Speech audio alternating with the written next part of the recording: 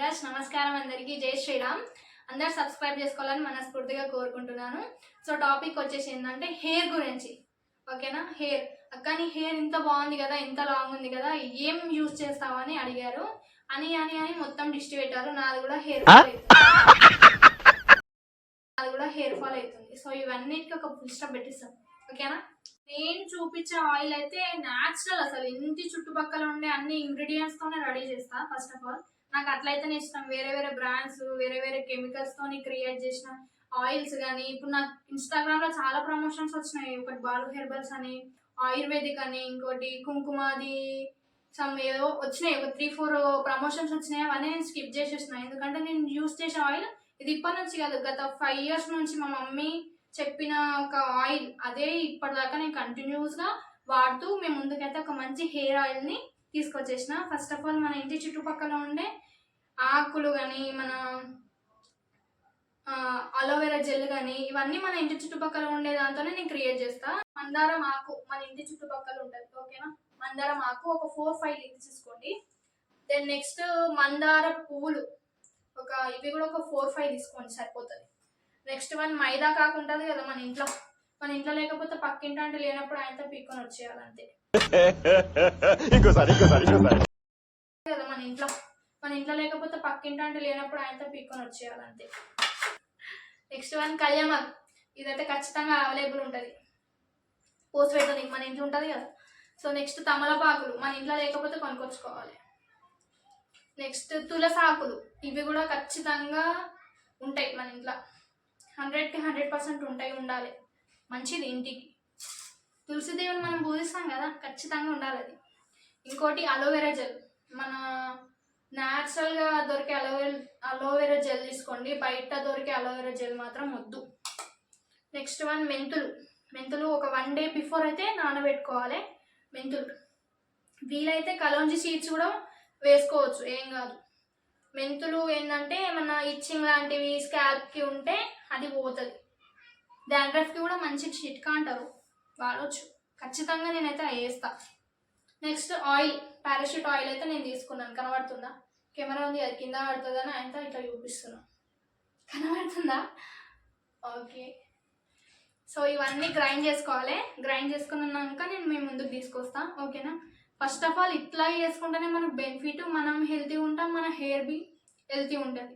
So ఇవన్నీ mixie గ్రైండర్లో వేసుకొని గ్రైండ్ చేసుకోవాలి. మరీ మెత్తగా కాకుండా, మరీ గట్టి కాకుండా కచ్చపచ్చ దంచుకొని మనం నూనె అయితే ప్రిపేర్ చేసుకుందాం. ఓకేనా? సో గ్రైండ్ అయితే పట్టుకున్నా ఫ్రెండ్స్. ఓకేనా? చూడండి, ఆయిల్ అయితే వేడైపోయింది. దెన్ ఈ మిశ్రమం అయితే అలా కలుపుదాం. ఓకేనా?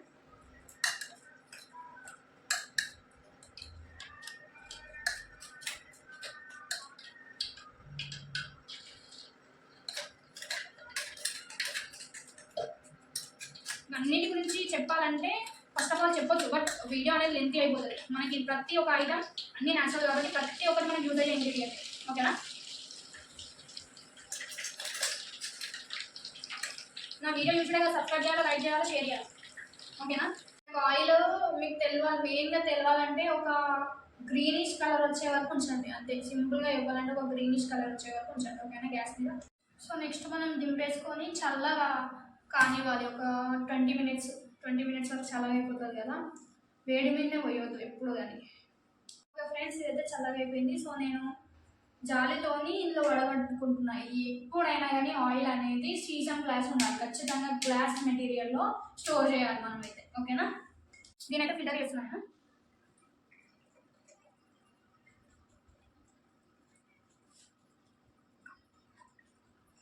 కనబడుతుందా? గ్రీనిష్ వచ్చింది కదా. ఇది మన హెయిర్ ఆయిల్ ప్రిపరేషన్. ఓకేనా? దీన్ని ఎట్లా అప్లై చేసుకోవాలో చూపిస్తాను. ఫైనల్గా హెయిర్ ఆయిల్ అయితే ప్రిపేర్ అయిపోయింది. మనం హెయిర్కి ఎట్లా పెట్టుకోవాలో చూపిస్తా ప్రాసెస్. ఓకేనా? చూడండి. ఈ మధ్య నాకు కూడా హెయిర్ ఫాల్ బాగుంది. ఈ రీల్స్ చేయబట్టి ప్రతిరోజు హెడ్ బాత్ చేయవలసి వస్తుంది. రీల్స్కి మనం ఎట్లా అంటే ఆడవాళ్ళం ఎప్పుడైనా నూనె పెట్టుకొని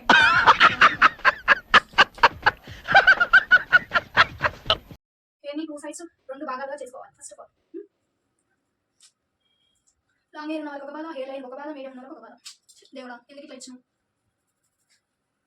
మెయిన్ ఏంటంటే ఒక్కొక్క పార్ట్ తీసుకుంటా పెట్టుకోవాలి, బట్ నాకు అంత టైం లేదు. మొత్తం ఆల్ రౌండర్ స్కాల్ప్కి మొత్తం పట్టించాలి ఈ ఆయిల్ అనేది, ఓకేనా. పట్టించినాక ఒక 20 minutes, మినిమం ఒక 20 to 25 minutes ఖచ్చితంగా మస్ట్ మసాజ్ చేయాలి.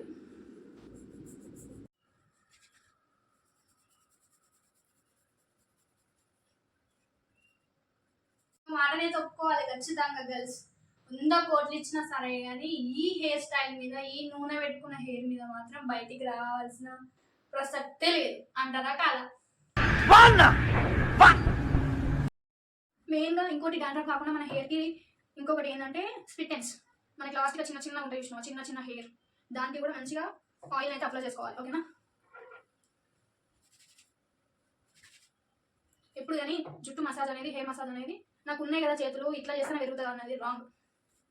Note the point. ఇంకోటి, మనకి బలం ఉంది కదా, మంచిగా హెయిర్ వెళ్ళాలంటే గట్టిగా మసాజ్ చేయాలనేది పాయింట్ అనేది రాంగ్. మనం ఎంత మెల్లగా చేస్తే అంత రిలీఫ్ ఉంటుంది, అంత బ్లడ్ సర్క్యులేషన్ అవుతుంది, ఓకేనా. ఎంత మెల్లగా చేస్తే అంత బెనిఫిట్స్ మనకే ఉంది కాబట్టి స్లోగా చేయాలి, ఓకేనా. ఓపికతో స్లోగా చేయాలి, ఓకే.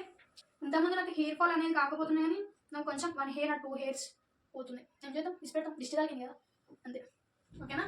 నెక్స్ట్, మనం నూనె పెట్టిన వెంటనే మనం దూసుకోవద్దు, అస్సలే దూసుకోవద్దు. ఒక 1 hour మస్ట్, 1 hour 2 hours అట్లా వదిలేసేయాలి, ఓకేనా. 1 hour 2 hours వదిలిపెట్టి తట్టెక్కి మనం కోమ్ చేసుకోవాలి, అయిపోతుంది.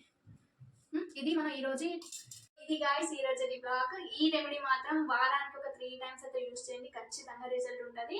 ఖచ్చితంగా అంటే ఒక 100కి 200% మస్ట్ రిజల్ట్ ఉంటుంది. నేను వాడినా కాబట్టి ఈ రెమెడీ మీకోసం తీసుకొచ్చిన, ఓకేనా. ఈ రెమెడీ కనుక మీకు నచ్చినట్టయితే లైక్ చేయండి, షేర్ చేయండి, సబ్స్క్రైబ్ చేయండి. Thank you.